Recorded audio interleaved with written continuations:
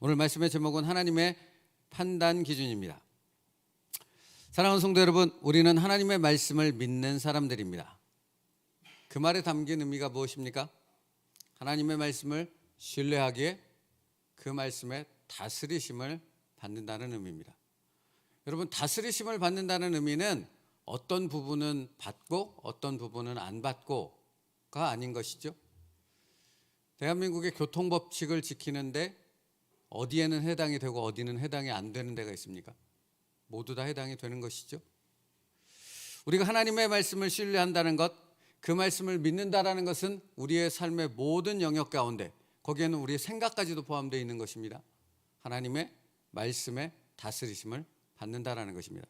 그 말씀에 순종한다라는 것입니다. 하나님의 말씀에 의해 내 삶이 선택되고 결정된다는 의미입니다.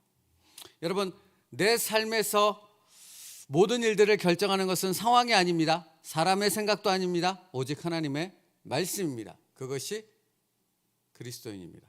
그리고 나는 그리스도인입니다. 그러므로 여러분, 이렇게 하나님의 말씀에 다스리심을 받는다 하는 것이 우리가 평생 묵상하고 또 묵상해야 되는 일이라 하는 것입니다. 그렇지 않고서는 그 하나님의 말씀에 다스리심을 받을 수 없기 때문입니다. 당신이 구원받은 진정한 그리스도인이라면 이것을 계속해서 묵상하는 삶을 살게 된다는 것입니다. 이 말씀을 전하기 위해서 하나님이 그렇게 인도하신 부분이 있다 생각이 들어지는데, 어제는 독일의 디트리 보네퍼 목사님에 대한 이야기를 이렇게 유튜브를 통해서 계속 들으며 묵상할 수 있는 시간을 가졌는데요. 우리가 알고 있듯이 선한 능력으로 라는 찬양을 작곡한 분이시잖아요. 보네퍼 목사님이 미국에서 유학생활을 하고 있을 때 세계 제2차 대전이 발발합니다. 당연히 그분은 그냥 미국에 있는 전쟁에 이렇게 휩싸이지 않은 그곳에서 있었으면 안전하고 편안하고 안락한 삶을 살 수 있었지요. 그리고 모든 사람들도 다 그 목사님에게 이렇게 훌륭한 신학자였고 훌륭한 목사님이었기에 여기서 사역을 하고 하나님의 영광을 위해서 평생 헌신하며 사십시오라고 이렇게 권면했겠지요. 근데 그 모든 그 권면들을 뿌리치고 보네퍼 목사님이 독일로 돌아갑니다. 이유는 사랑하는 하나님의 교회, 그리고 교회의 성도들을 위해서, 그 교회를 바로 세우기 위해서 히틀러가 있는 독일로 돌아가지요. 여러분 아십니까? 보네퍼 목사님이 히틀러 암살단에 들어갔다라는 사실을. 여러분, 그분은 하나님의 말씀대로 살기 위해 자기의 모든 평생의 삶을 그 말씀에 따라 순종하여 결단했다는 사실입니다. 오직 그 말씀에 의해서였습니다. 그분이 몇 살에 돌아가셨냐면 39살에 교수형으로 순교하여 죽으셨습니다. 여러분, 그렇지 않습니까? 하나님의 말씀이 아니었다면 그분이 굳이 독일로 돌아갔을 것이며 히틀러를 죽이겠다고 그런 암살단에 들어갈 이유도 없었겠지요. 하나님의 말씀에 순종하기 위해서였습니다. 하나님의 말씀에 다스리심을 받았다라는 것입니다. 그래서 그분이 했던 말 중에 수없이 많은 사람들에게 지금도 회자되는 말들이 있습니다. 기독교는 종교가 아니다 라는 말, 그리고 순교당할 그때에 이것이 마지막이다, 그러나 나에게 있어서 새로운 삶의 시작이다. 그리스도인이라면 선하게 되려면 어떻게 해야 되는가라는 질문 속에서 사는 것이 아니라 무엇이 하나님의 뜻인가를 늘 물어야 한다. 이런 말씀들을 남기고 천국에 가셨습니다. 여러분, 이분이 그의 삶을 통해서도 분명히 보여줬던 것처럼, 그분의 말씀을 통해서도 분명히 보여줬던 것처럼 그리스도인은 하나님의 말씀의 다스림을 따라 살아가는 사람들입니다. 모든 것을 하나님의 말씀에 결정하는 사람들입니다. 그래서 이렇게 하나님의 말씀을 따라 산 사람들은 죽었을지라도 죽은 후에도 삶의 흔적을 남기는 거죠. 어떤 삶의 흔적입니까? 하나님의 말씀대로 순종한 그의 삶의 흔적을 남기게 되어지지요. 여러분, 평생을 하나님의 말씀대로 살았기에 영원한 생명의 빛을 그의 삶의 흔적으로 남기게 되어진다라는 말입니다. 보네포 목사님만 그랬던 것이 아니라 챔버스 목사님도 그랬지요. 43살에 그분은 순교하여 천국으로 가셨습니다. 그분 역시도 말씀을 따라 평생을 살았고 그 말씀대로 살아온 삶의 흔적을 남겼습니다. 사실은 그 흔적이 우리가 지금 보고 있는, 묵상하고 있는 주님은 나의 최고봉이라는 책에 수없이 많이 담겨 있지 않습니까? 우리는 그 은혜를 누리고 있는 것 아니겠습니까? 오늘 챔버스 목사님은 묵상하는 말씀에서 그래서 이렇게 말합니다. 이렇게 시작합니다. 이 말씀은 우연한 짐작이 아니라 하나님의 영원한 법칙입니다. 당신이 어떠한 판단을 하든지 그 판단은 당신에게 다시 돌아올 것입니다. 라고 시작하며 비판에 대해서 얘기하지 않습니까? 비판하지 말라. 그게 누구의 말씀입니까? 챔버스 목사님의 말이 아니라 하나님의 말씀이라. 우리가 다스림을 받아야 될 하나님의 법칙이라 라고 말하고 있다는 것입니다. 너희가 비판하는 그 비판으로 너희가 비판을 받을 것이요 너희가 헤아리는 그 헤아림으로 너희가 헤아림을 받을 것이니라. 이것이 하나님의 법칙입니다. 그렇다면 이 하나님의 말씀에 다스림을 받는 하나님의 성도라면 비판할 상황에 비판하지 않는 순종의 삶을 살 수 있어야 한다는 것입니다. 그래서 계속 이렇게 말씀하시더라고요. 예수님께서는 삶의 원칙은 보상이라고 말씀하십니다. 만일 당신이 다른 사람의 결점을 찾는데 간교해 왔다면 당신도 그대로 흠 잡힐 것임을 기억하십시오. 인생은 당신이 지불한 대로 되돌아옵니다. 이게 누구의 법칙이라고요? 하나님의 법칙이라고요. 여러분, 우리가 비판하지 말아야 될 이유는 여기 있습니다. 다른 어떠한 이유에 있지 않습니다. 하나님의 말씀에 비판하지 말라. 그 비판한 그것으로 네가 비판받을 것이다. 헤아리지 말라. 네가 헤아린 그것으로 헤아림을 받을 것이다. 여러분, 우리가 비판할 때 그 비판한 것은 사람을 향해 비판한 것이지만 우리를 비판하는 분은 누구가 된다는 것입니까? 하나님이 된다는 것입니다. 우리가 사람을 헤아릴 때 우리는 사람을 헤아리지만 우리를 헤아리는 분은 누구라고 말씀하시는 것입니까? 하나님이시라고 말씀하는 겁니다. 그러므로 우리는 비판하지 말아야 된다 라고 말씀하는 것이죠.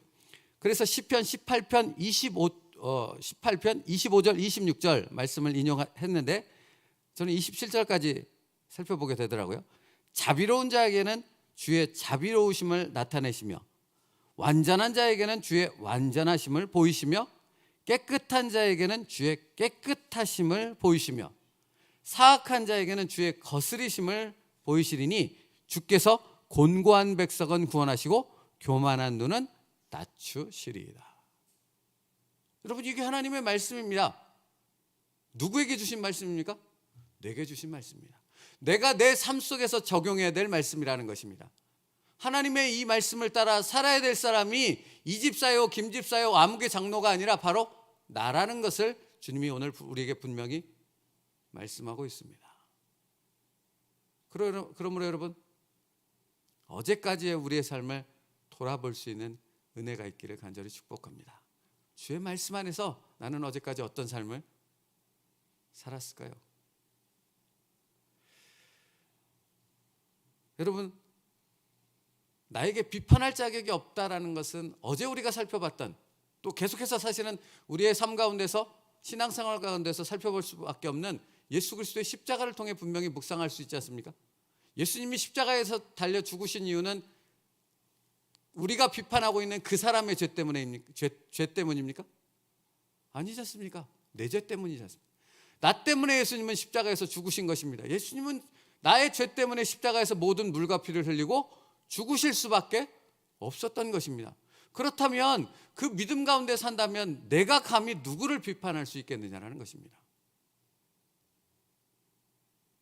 그렇죠. 그런데도 우리는 너무나 쉽게 비판하는 우리의 입술, 우리의 생각을 발견하게 되지 않습니까? 사실은 더 비참한 것은 내가 내 스스로 그런 그런 하나님의 은혜 가운데, 그런 말씀 가운데 다스림을 받고 있음에도 불구하고 끊임없이 내가 누군가를 비판하고 정죄하고 판단하고 있음에도 내가 그렇다는 사실을 순식간 잊어버리고 망각하며 사는 그런 어리석은 삶을 살아가는 사람 중에 하나라는 것입니다.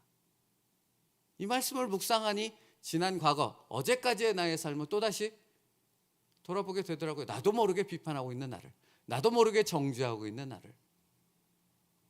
그런데 여러분, 오늘 우리에게 이 말씀을 주시는 것은 무엇입니까? 다시 하나님의 말씀의 다스림 가운데로 돌아오라는 것입니다.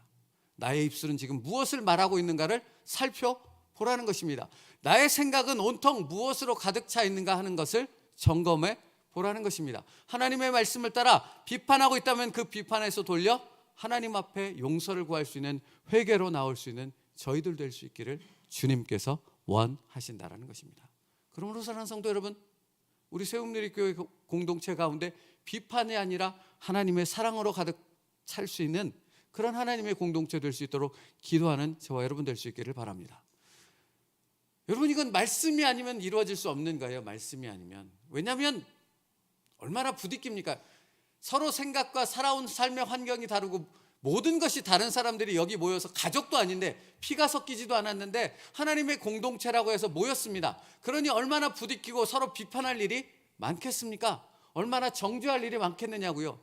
그러나 이 모든 것을 뛰어넘어서 모든 것이 하나님의 사랑으로 하나 되어 묶일 수 있는 것은 오직 하나님의 말씀에 다스리심을 받을 때입니다. 근데 그 시작이 어디서부터 시작됩니까? 내가 하나님의 말씀을 다스림 받는, 그 말씀을 따라 살아가는 진정한 그리스도인으로 섰을 때 세움누리교회 공동체는 그렇게 하나님의 사랑으로 하나 될 수 있는, 하나님이 기뻐하시는 공동체가 될 수 있는 것입니다. 사랑하는 성도 여러분, 오늘 우리 교회를 위해서 기도할 수 있는 여러분 되기를 바랍니다. 우리 교회가 그렇게 하나님의 사랑의 공동체가 되어져서 단순히 물질만 흘려보내는 그런 교회가 아니라 하나님의 사랑을, 하나님의 영광됨을, 하나님의 선한 빛을 드러낼 수 있는 그런 진정한 하나님의 교회로 설 수 있기를 기도하며 우리가 그 일을 감당해 나갈 수 있는 하나님의 사역자들 될 수 있기를 간절히 바랍니다.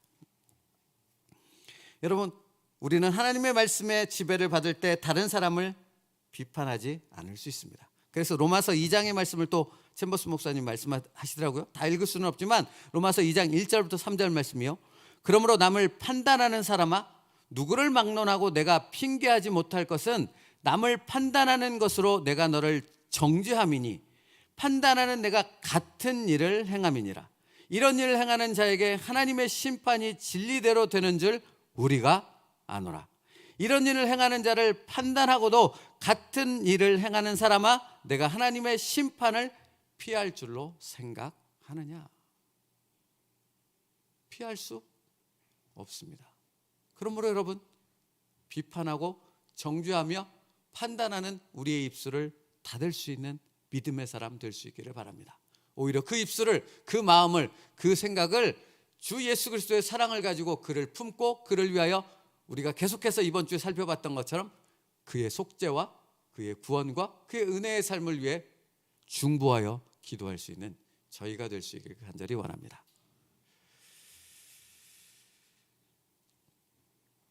챔버스 목사님이 이렇게 얘기하시더라고요. 남을 비판하는 자는 그 동일한 비판을 받아 마땅한 죄인이라고 말씀합니다. 그리고 무엇이라고 얘기합니까?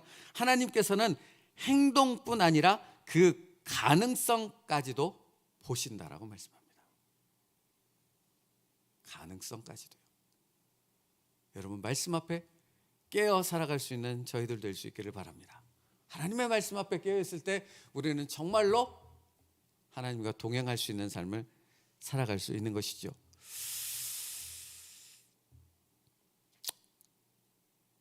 그래서 챔버스 목사님 이렇게 또 얘기합니다. 성도의 가장 큰 특징은 겸손입니다. 만약 하나님의 은혜가 아니었다면 내 안에 있는 그 모든 더러운 것들과 죄악들이 다 드러났을 것이며 공개되었을 것입니다. 그러므로 나는 비판할 권한이 없습니다. 말씀 마치겠습니다. 사랑하는 성도 여러분, 우리는 말씀에 다스리심을 받는 그리스도인입니다. 그러므로 우리 평생의 삶은 말씀의 다스리심을 받는다는 것이 무엇인가를 묵상하며 그 말씀을 우리의 삶에 적용시키기 위해 정말 몸부림치며 하나님 앞에 순종하는 삶을 살아가는 자들이라 하는 의미입니다. 그러므로 오늘도 나는 비판할 수 있습니다. 정죄할 수도 있고 판단할 수 있습니다. 그러나 그 모든 것을 말씀 앞에 내려놓고 오직 주의 사랑으로, 주의 은혜로 그 누군가를 위해 중보기도 하며 오늘도 하나님의 영광을 드러낼 수 있는 믿음의 성도가 될 수 있기를 주님의 이름으로 축복합니다. 기도하겠습니다. 살아계신 하나님, 오늘도 깨닫습니다.